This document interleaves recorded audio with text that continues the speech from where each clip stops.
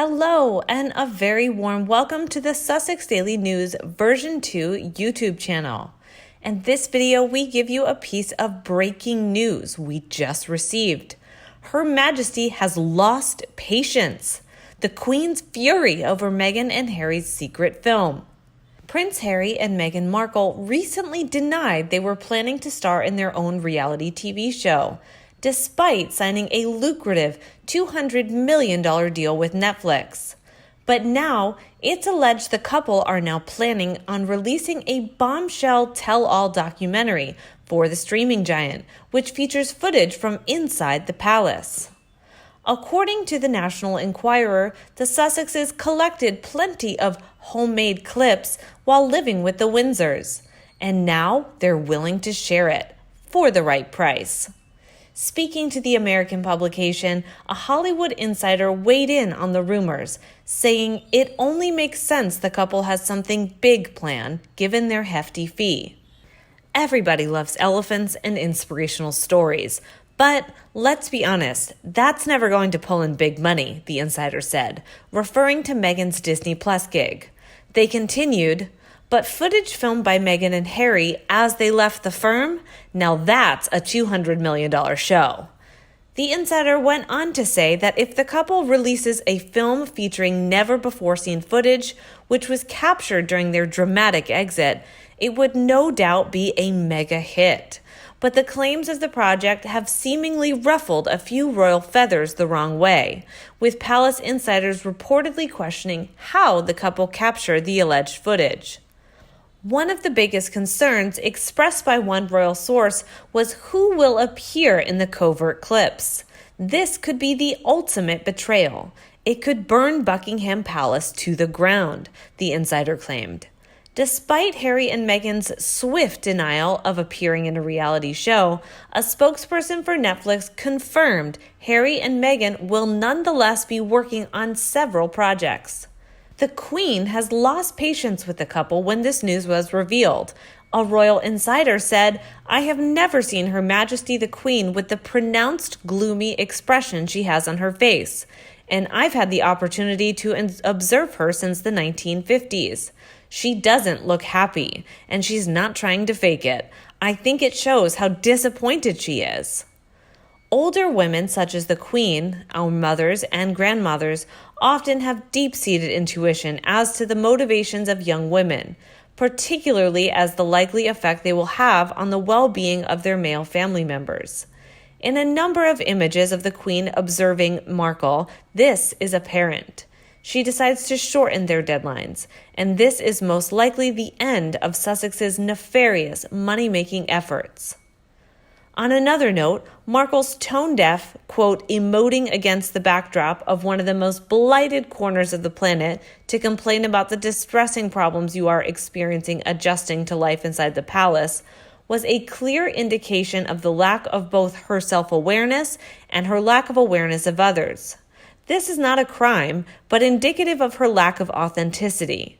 The person she promotes herself to be, an expert on understanding the victims of our world, is merely another acting role for her. And unfortunately, it's not one she's convincingly plays. By the way, let's say a good wife unites and a bad one divides. From when Kate and William first became a couple, Harry and William's relationship went from strength to strength. Kate and Harry were great friends too, and he often said she was the sister he never had. There was no animosity between Kate or her family and the royals. The Middletons were private and thoughtful and took a bucket of shit from the media and haters every single day, as did Kate. Kate never used the protect me trick that Meg did and does constantly. In fact, it was when William and Kate split and everyone went after Kate and her family, tearing them to shreds, that William jumped back in to defend Kate. She didn't act like the victim, though. But Meg does, and she knows exactly how to manipulate pea-brained Harry. He is so dim, it is astonishing. Harry is also unpatriotic, which is the most shocking thing of all. William and Catherine are true royals. They speak with authority, dignity and compassion, without any self-pitying, without any self-aggrandizement, without any self-indulgent angst coated with woke word salad. By contrast, Harry and Meghan Markle are so narcissistic, so ignorant of facts, so nonsensical that they bore the audience to tears. William and Catherine represent Queen and country. By contrast, Harry and Meghan Markle represent their own egos, their greed, their hypocrisy, and thus their dishonesty. And on the Daily Mail, the author Richard Kay also compared William and Harry.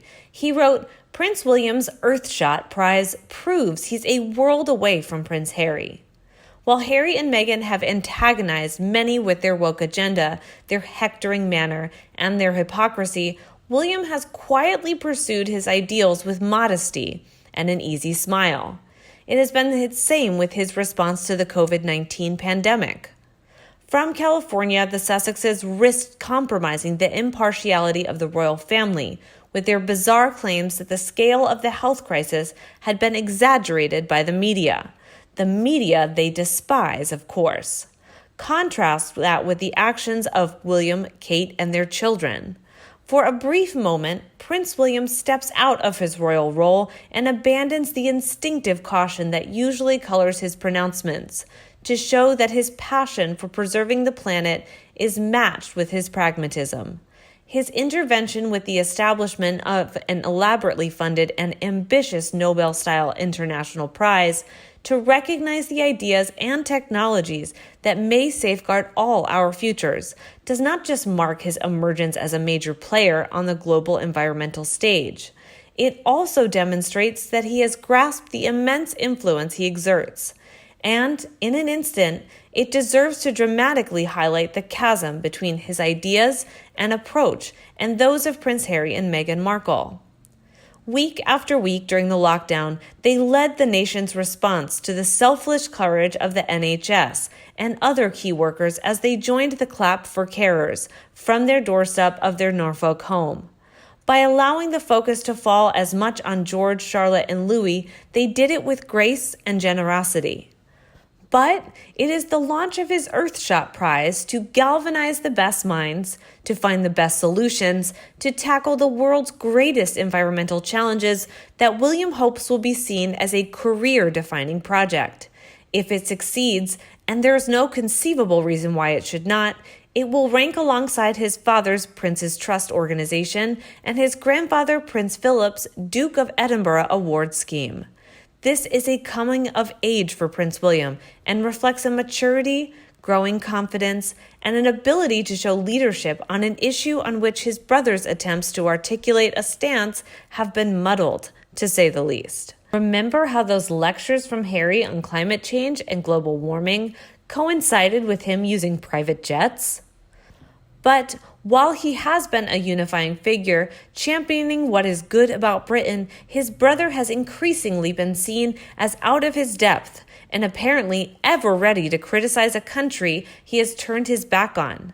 Nothing illustrates that more than Harry inveighing against what he calls Britain's structural racism. It provoked an extraordinary reaction, but not quite the one he and Meghan had been hoping for. Trevor Phillips, the esteemed former head of the Equalities and Human Rights Commission, likened Harry, whom he accused of spouting empty jargon, to a 1980s Polytechnic lecturer. And while William showed a very human side by allowing his children to royally upstage him in their engaging chat with David Attenborough about spiders and monkeys, Harry was triggering another storm, this time about the U.S. election.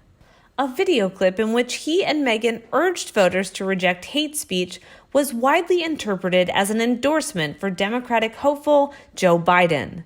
This was a real blow at the notion of the royals being nonpartisan and nonpolitical.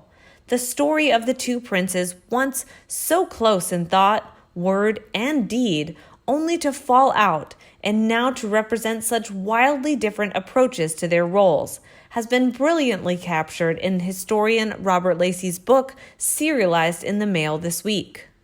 In their youth, both were at times impulsive, wanting to kick out against the system. But while Harry now seems intent on rejecting his heritage and wanting to forget that he ever was a prince, William, in part thanks to Kate and the stability of family life, has chosen to embrace duty and use his royal role as a force for good. It was once said that when it came to the Queen and Princess Margaret, we got the right sister for the monarch. Many are now amending that pithy observation to argue that when it comes to William and Harry, we have the right brother as heir in line to the throne. Do you agree with this opinion? Please let me know in the comment section below and we discuss Harry and William's relationship. Please like and share my video with anyone you think will also love it like you. And don't be afraid to subscribe to the Sussex Daily News team to get more videos by us. Now thank you for watching and see you later tonight.